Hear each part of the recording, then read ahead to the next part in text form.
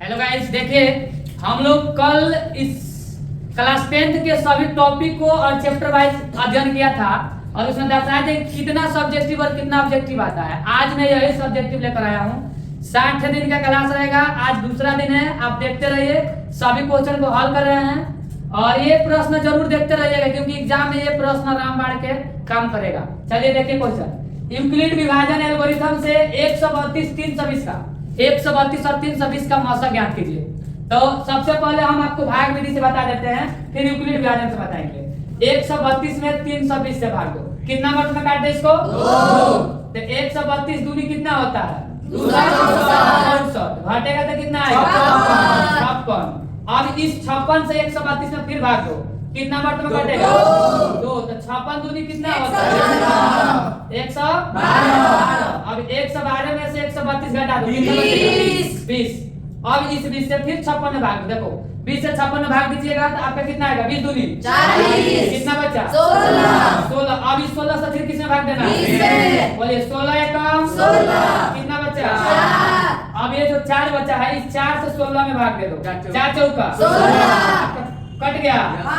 इस माध्यम से आप देखिएगा तो एचसीएफ कितना आ गया? 4। देखिए हमको निकालना किससे है? यूक्लिड विभाजन का कहता है a बराबर b क्यूब प्लस r। पता है ना? Yes sir. a देखिए सबसे पहले मैं आपको समझाते हैं, फिर कभी भूल मत पड़ना तुमको। देखिए इसको क्या कहते हैं? a। इधर वाले को b, इधर वाले को और नीचे वाले को वैल्यू बोलो। a का मान कितना है? 320। b का वैल्यू बोलिए 135। q का वैल्यू बोलिए 2। r का वैल्यू बोलिए।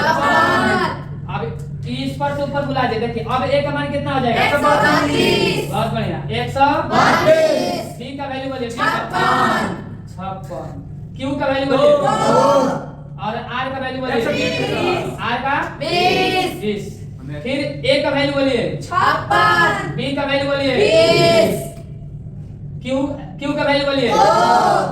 और r का वैल्यू बोलिए 16। फिर a का वैल्यू बोलिए 20।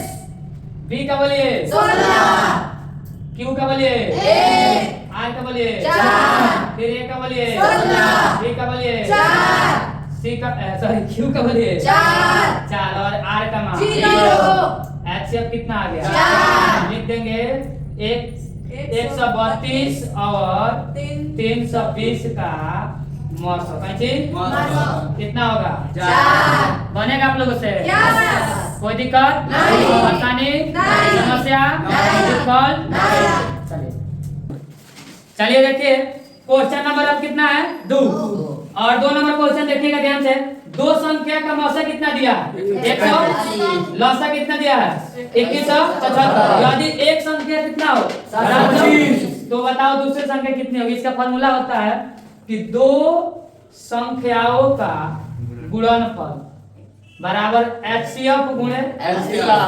देखिए दो संख्या में एक संख्या पता है कितना? 725। लिख देंगे 725। दूसरी संख्या नहीं पता है तो एचसीएफ कितना दिया है? एचसीएफ 145। एलसीएम कितना दिया है? 2175। x है तो x 145 गुणे 2175 गुणा में कहाँ चल जाएगा? आ गया 725।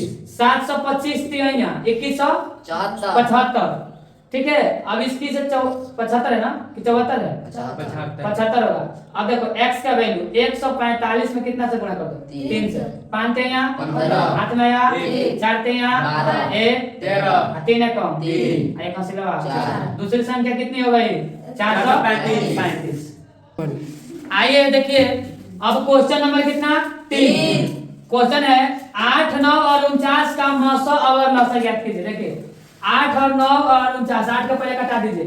8 को कटाइए 2 चौका 8 2 दूनी 4 2 एकम 2 9 कटाइए 3 त्रिका 3 एकम 3 49 को बोलो 7 7 50 7 एकम 7 कट गया।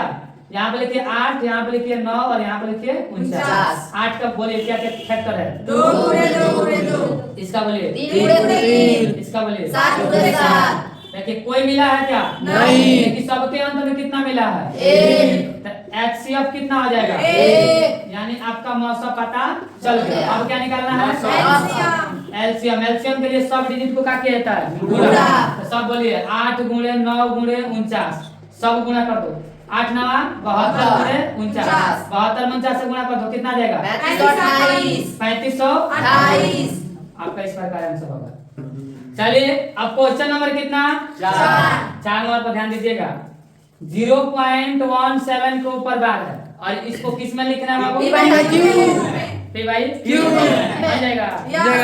तुम लोग तो बनाए रहेगा, देने के बाद सब मुंह बंद हो जाता है। देखिए इधर जब इसे P by Q के रूप में 0.17 के ऊपर बार है ना, तो कभी भी 7 के ऊपर जो बार होता है इसके बदले 9 कहाँ जाता है? नीचे हो जाएगा 7 और बाटा 2 को 9 P by Q।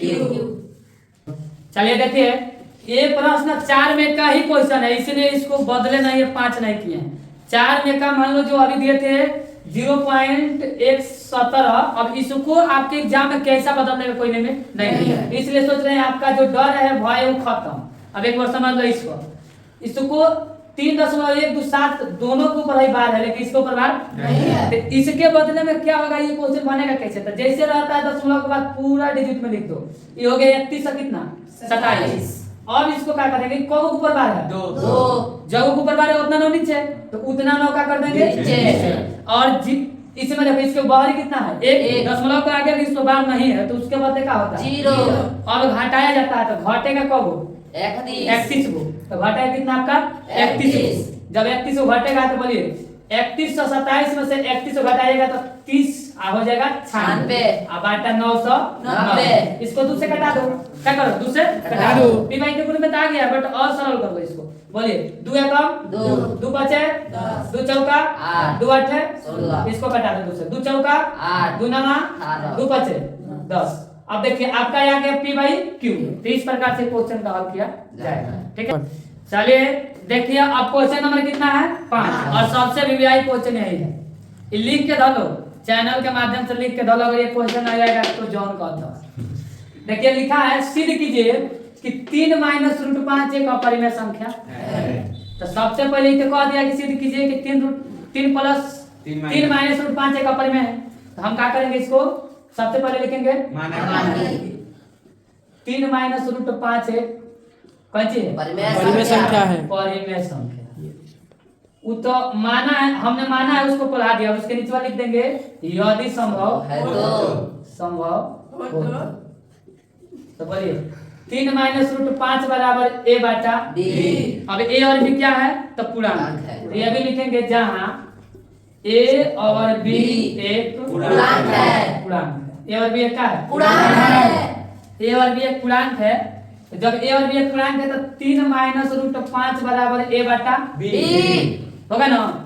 तो देखिए इसमें -√5 बराबर a बटा b, हाई प्लस में उधर गया माइनस होगा, तो √5 बराबर हो जाएगा, ये माइनस इसमें आ जाएगा, तो माइनस के a बटा b या प्लस से कितना आ जाएगा 3, ये होगा।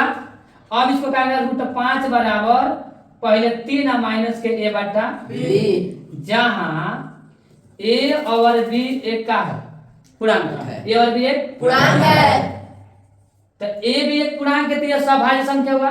तो a और b एक पूर्णांक है तो इतना क्या हो जाएगा 3 - a बटा b, एक परिमेय होगा। क्या होगा? परिमेय संख्या। कौन संख्या? परिमेय संख्या। जब इधर वाला एक परिमेय होगा तो ये भी क्या आ जाएगा? परिमेय संख्या। तो लिख देंगे √5 भी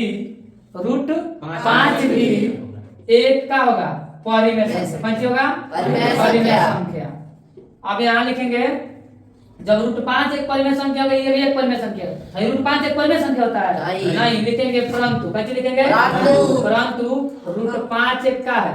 अपरिमेय संख्या है। अपरिमेय संख्या। इसलिए हमारी मान्यता गलत है कि 3 - √5 एक परिमेय संख्या है। परिमेय संख्या है। अतः 3 - √5 एक अपरिमेय संख्या है। अपरिमेय संख्या है। ठीक है ना। देखिए ये जो सवाल है, सबसे पहले आपको हिंदी लिखना आना चाहिए, और जैसे लाइन बाय लाइन लिखा गया वैसे ही आपको क्या करना है, लाइन बाय लाइन लिखना। अगर ये लाइन बाय लाइन नहीं लिखेगा, हिंदी सही नहीं लिखेगा, तो आपका एग्जाम में काट देगा नंबर। इस पर फोकस करिएगा बढ़िया। चलिए देखिए आज के लिए बस इतना ही क्वेश्चन पर डे। अगर 5 क्वेश्चन चल रहा है आपका, एक दिन में 5 ही क्वेश्चन चलेगा। आप लोग खास करके इस वीडियो को देखना ना भूले, और जितने भी क्वेश्चन हम सॉल्व करा रहे हैं उसको रिवीजन घर पे बैठ के करो, ठीक है। और खास करके जब पढ़ रहे हैं तो चैनल को सब्सक्राइब, लाइक और बेल आइकन दबाना। आजकल बहुत सारे लोग हैं कि डिजिटल पर पढ़ा रहे हैं और लड़का सबसे ज्यादा डिजिटल पर पढ़ा रहे हैं। हम आप लोग के लिए कितना मेहनत कर रहे हैं कि हम वही पुराने वाला बोर्ड पर ही आपको पढ़ा रहे हैं। तो इस चीज को आप इग्नोर ना करें।